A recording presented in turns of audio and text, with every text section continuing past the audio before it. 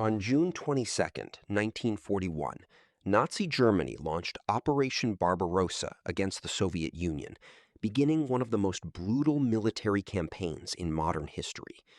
Despite a non-aggression pact between the two sides in 1939, Hitler considered war with the Soviet Union inevitable.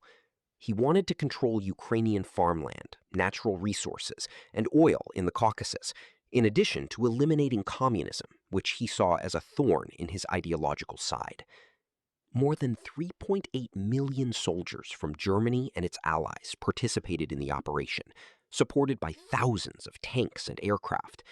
The front stretched from the Baltic Sea in the north to the Black Sea in the south, a distance of approximately 2,900 kilometers.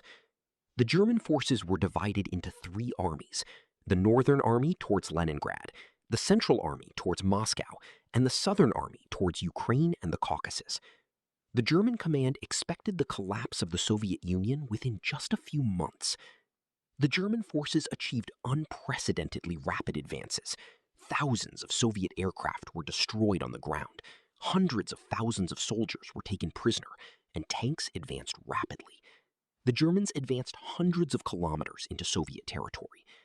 As the advance continued, problems began to emerge: extremely long supply lines, shortages of fuel and ammunition, growing Soviet resistance, mounting human and material losses. The war, which had been planned to be short, began to turn into a war of attrition.